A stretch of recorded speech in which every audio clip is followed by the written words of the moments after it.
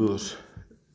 Con ustedes de nuevo Gustavo Serna, esta vez para hablarte acerca de la ventilación de gabinetes. Usted se imagina, por ejemplo, un, un espacio que esté totalmente cerrado y llenándose de gas. Eh, Al final, yo no sé usted qué podría pensar, pero creo que el gas buscando salida y sin tener por dónde salir, pues arrasará a su paso con lo que tenga. Entonces, con lo que le estorbe. Entonces, ahí es donde aparecen los accidentes. De eso se trata entonces, hablar de ventilación. Los fenómenos de ventilación son muy importantes en todas partes. Es uno de los aspectos más importantes. Nosotros respiramos, o sea, nosotros necesitamos oxígeno, nosotros necesitamos ventilación, donde nosotros estemos necesitamos confort. Para tener confort necesitamos respirar, para vivir necesitamos respirar, necesitamos el oxígeno y al igual que nosotros, pues los equipos que trabajan con gas también lo requieren. El gas hacia la atmósfera, y esto ya es pues digamos que otro asunto de otro resorte, de otro interés podríamos llamarlo, se evacúa el gas que está dentro de este gabinete. Dentro de este gabinete se genera gran cantidad de gas, o no llamémoslo gran cantidad de gas, siempre y cuando la instalación esté correctamente ejecutada e instalada y los equipos estén en perfecto funcionamiento. Los cambios de presión afectan grandemente cambios de presión y temperatura afectan grandemente el hecho de que haya mucha producción de gas al interior de un gabinete.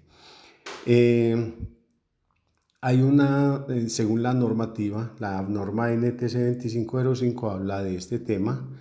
Las empresas distribuidoras dentro de sus criterios internos, porque ellos se reúnen y toman decisiones de acuerdo a lo que va sucediendo dentro de su jurisdicción de servicios públicos, ellos van tomando decisiones y van adoptando criterios. Ellos, a partir de la normatividad, entonces emiten, digamos, documentos, y esos documentos, pues, como a ellos es a los primeros, es con aquellas entidades con las cuales nosotros nos tenemos que entender para que aprueben nuestro diseño, para que nos legalicen la instalación. Entonces ellos hacen cumplir unas especificaciones.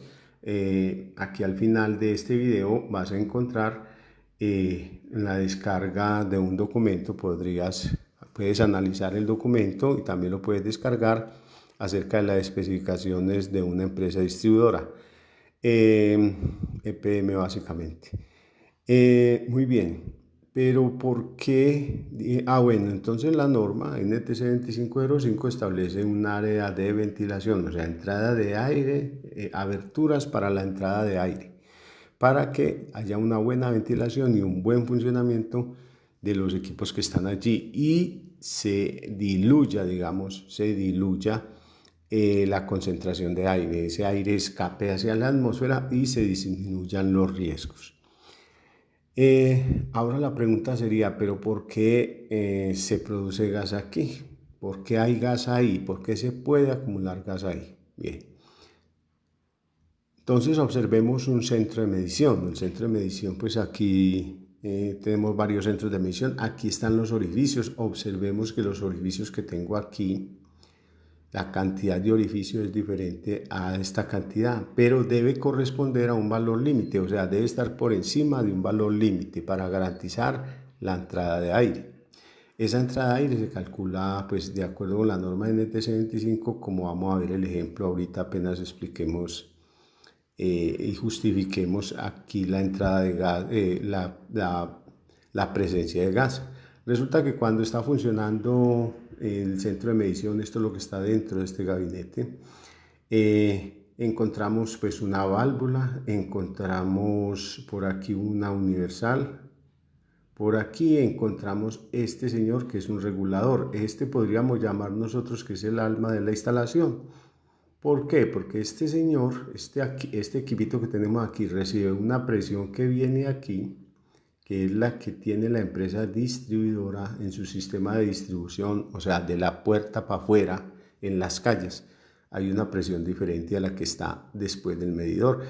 Entonces, este regulador, este equipo que se llama regulador de presión, entonces recibe una presión de entrada que está entre 20 y 60 psi, en nuestro caso aquí en Medellín. Y cuando sale ese gas, el gas que tendría entre 20 y 60 psi, entonces cuando entra después aquí ya no va a tener ni 20 ni 60, sino que puede tener 2 psi, 350 psi, un tercio de PSI. Para este caso que tenemos aquí, esto es una regulación en etapa única.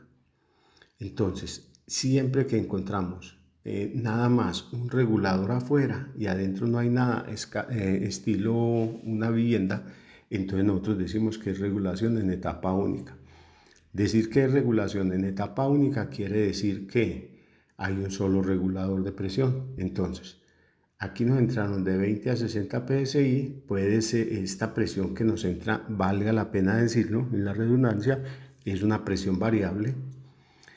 Al mediodía, donde todo el mundo está consumiendo, la presión aquí afuera es muy pequeña, pero a las 12 de la noche, cuando la línea está llena, esta presión aquí es alta. O sea que al mediodía aquí pueden haber, ¿qué? 20 o 60, ¿qué dicen ustedes? Pues si se cae porque todo el mundo está consumiendo y la línea está vacía, entonces la presión que tenemos aquí es baja y se parece a 20 psi, pero a las 12 de la noche, cuando la línea está llena, se parece más a 60 psi, pero no tiene un valor fijo, es un rango de presiones. Entonces los reguladores reciben un rango de presiones y después nos entregan una presión fija aquí.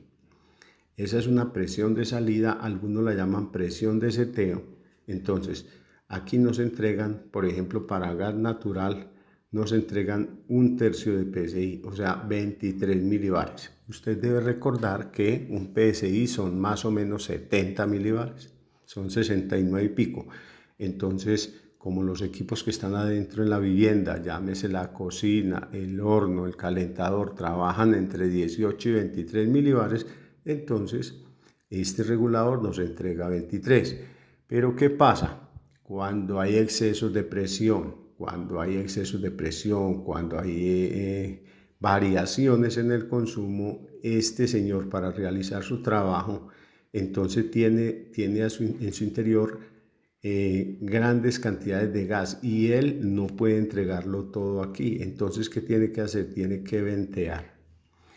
Recordemos que en el gas es demasiado importante, digamos que el volumen de gas está siempre sujeto a cambios de presión y temperatura. Si tenemos una alta temperatura, entonces el gas se expande, y si el gas está expandido aquí, entonces este equipito tendrá la necesidad de botar o enviar aire al exterior. Por eso se llama de venteo. Entonces, según la normatividad, los reguladores que se deben instalar en el gabinete que da afuera son de venteo, ¿sí? Son de venteo, mientras que los que instalo al interior de la vivienda son de bloqueo, o sea, no ventean, sino que se bloquean.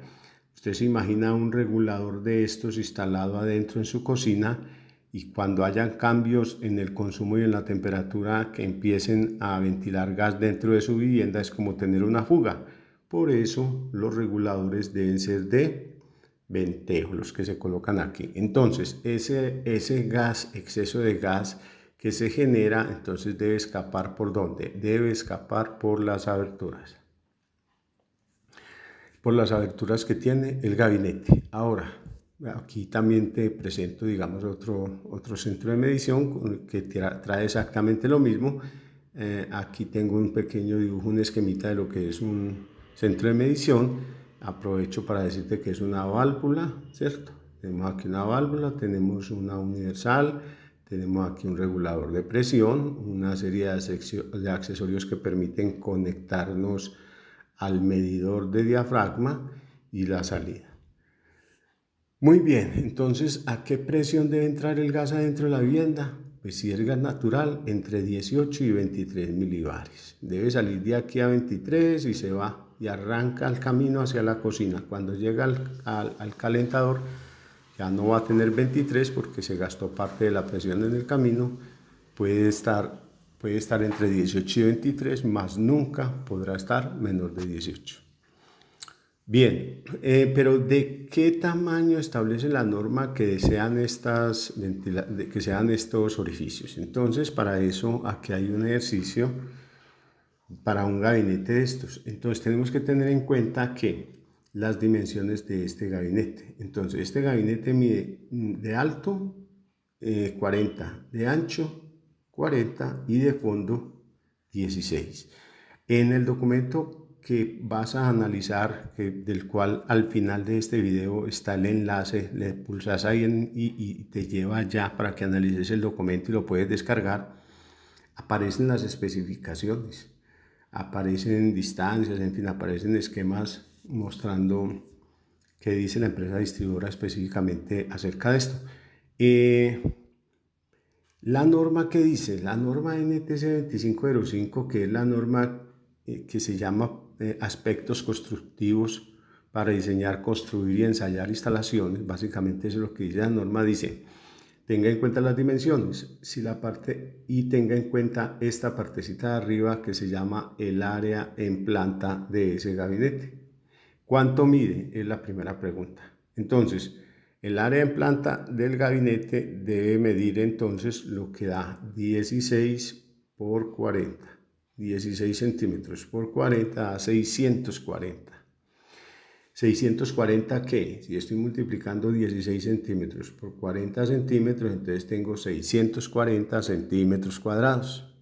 ¿Listo?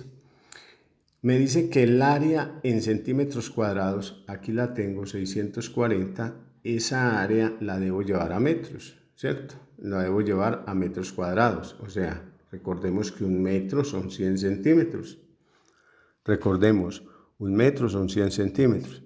Si tengo un metro cuadrado, sería tener un cuadrado de 100 por 100. O sea, un metro por un metro, 100 por 100. 100 por 100 da 10.000. O sea que un metro cuadrado son 10.000 centímetros cuadrados. Si tengo 640 centímetros cuadrados aquí, entonces tendré, y cojo y lo divido para llevarlo a metros cuadrados, lo divido entre 10.000, entonces tendré 0.0640 metros cuadrados.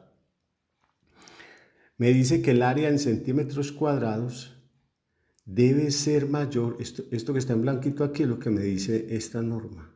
Me dice, el área de entrada de aire, la entrada de aire a este gabinete, esta entrada de aire en centímetros cuadrados debe ser mayor o igual a 10 veces el área en metros cuadrados. Mire, el área en metros cuadrados la acabamos de encontrar aquí. Entonces vamos a hacer el chequeo, a ver si nos cumple. Entonces decimos, 10 nos da 6.0640 metros cuadrados el área el área en planta. Y si lo multiplicamos por 10, entonces tendremos este valor. Al multiplicar por 10 nos da 0.640. Y eso debe ser, y esa área es esta es la real, digámoslo así. Esta es la real. Entonces el área que yo tengo debe ser mayor a esta. O sea, el área en planta, según la especificación, serían 10 veces el área en planta. En metros cuadrados nos da 0.640. O sea que como mínimo, como por cálculo que acabamos de hacer, todos estos orificios que tengo aquí sumados deberían dar 0.640 metros cuadrados o más. Eso es lo que dice esta relación. Vamos a repetir eso. Encuentro el área en planta en centímetros cuadrados, la llevo a metros cuadrados y después la multiplico por 10. Ese es el área calculada que deben tener estos orificios. para este gabinetico sencillo que acabamos de hacer, ¿cuánto tiene? Entonces tenemos 0.640 metros cuadrados. Eso es lo que nosotros tenemos. Ahora, la pregunta es si los tenemos o no los tenemos. Entonces, nosotros podemos tener esta entrada de aire mediante una mallita, mediante orificios. Esto lo hacen con un troquel ahí donde estamos viendo. Tenemos un troquel. Tenemos, yo diría que 6x4, 24 orificios. ¿Sí? Los orificios aquí en este caso son circulares. Bueno, hay una serie de cálculos ahí ya de áreas y todo, pero el concepto es el que necesitamos. Esa norma también nos dice, esa área, el área mínima que debe tener un gabinete de estos debe ser de 20 centímetros cuadrados, o sea, no puede ser menor, ¿cierto? Entonces, obsérvese que tenemos dos maneras de calcularlo. Uno, calcular el área en planta, o sea, el área calculada, y otra es el área mínima. Entonces, lo que yo tengo que chequear es que estos orificios me den en centímetros cuadrados, lo que yo calculo aquí en metros cuadrados. Aquí me estaría diciendo que debería tener 0.640 centímetros cuadrados, porque eso fue lo que nos dio. Nos dice, el área de entrada en centímetros cuadrados debe ser 10 veces por el área calculada en metros cuadrados. El área calculada en metros cuadrados fue 0.0640 y si multiplico por 10 me da 0.640. Y este valor en metros cuadrados, este valor hay que llevar, sería el mismo en centímetros cuadrados. Entonces, tengo 0.640 centímetros cuadrados, me daría el área calculada. ¿Será que esta sí es? Entonces la pregunta es, no es porque nos dicen que lo mínimo es 20 y aquí nos dio 0.640. Bien, a veces digamos esos términos de estas, o sea, nos toman como referencia, así como en cielos falsos, toman como referencia valores que están en metros cuadrados para llevarlos a centímetros cuadrados. ¿Cómo interpreto yo esta norma? Todo está sujeto a debate, yo digo, y te lo estoy transmitiendo. Claro que vos trabajas en el área del gas, digamos que estamos compartiendo aquí conocimiento para aprender, ¿cierto? Yo la interpreto que calculo el área de este techito aquí, me da en centímetros cuadrados. ¿Cuánto es? 16 de fondo por 40, me da 640 centímetros cuadrados. Para poderlo comparar, lo llevo a metros cuadrados primero, me da 0.0640, lo multiplico por 10 y ese es el área en metros cuadrados y debe ser igual. Le cambio la unidad, sería 0.640 metros cuadrados, sería 0.640 centímetros cuadrados. Esta área aquí de S, pero realmente no me cumple porque me dice la norma que debe ser de 20 centímetros cuadrados. Una pregunta, nosotros permanentemente tenemos que estar calculando estos valores. Digamos que esto es para labores de inspección, porque los gabinetes ya los vienen hechos. Ahora, ¿dónde se aplica mucho? En el caso de estaciones de regulación y medición, donde, llamémoslo así, los gabinetes son grandes y ya no son metálicos o tienen puertas metálicas pero se hacen en mampostería. Entonces uno debe diseñar o debe decir la cantidad de ventilación mínima que debe tener. Muy bien, a ver, hagamos un recorderis. Para aprender hay que repetir, ¿cierto? Hay que repetir y repetir y repetir. Este video lo ves una vez y, bueno, algo se te queda. Pero si lo ves mínimo 3 veces, con seguridad que se aprende. Eso después de 25 años de estar enseñando todo este cuento, es algo que todos deberíamos adoptar. La repetición es la madre del aprendizaje. La experiencia es la madre del aprendizaje también. para nuestro caso, entonces deberías ver este video mínimo 3 veces si quieres aprender. La otra es que puedes compartir este video. Al final puedes descargar también las especificaciones, te puedes suscribir. ¿Qué ventajas tiene suscribirse? Tiene la ventaja de que cada vez que publicamos lo recibís en una notificación en tu correo. Ha publicado en YouTube, Bueno. Y son temas que no tienes que estar buscando, sino que lo tienes ahí a la mano. Puedes compartir. La idea es que ¿para qué se guarda uno el conocimiento si no le ha de servir sino a usted? ¿No? El conocimiento nos debe servir a todos, entonces compartámoslo. Por eso tienen tanto éxito las redes sociales, ahí se comparte de todo. Compartamos fotos, selfies y un poco de cositas, y también compartamos conocimiento. Esa es una invitación para que todos nos culturicemos y participemos. Pues a nosotros, si te gusta el videito, entonces dale la mano arriba, eso nos ayuda a nosotros. Muy bien, bueno, muchas gracias, nos vemos en la próxima, hasta la próxima. No te olvides revisar al final, ahí está el link de descarga, si quieres mirar más de cerca y profundizar en el tema y tener un documento.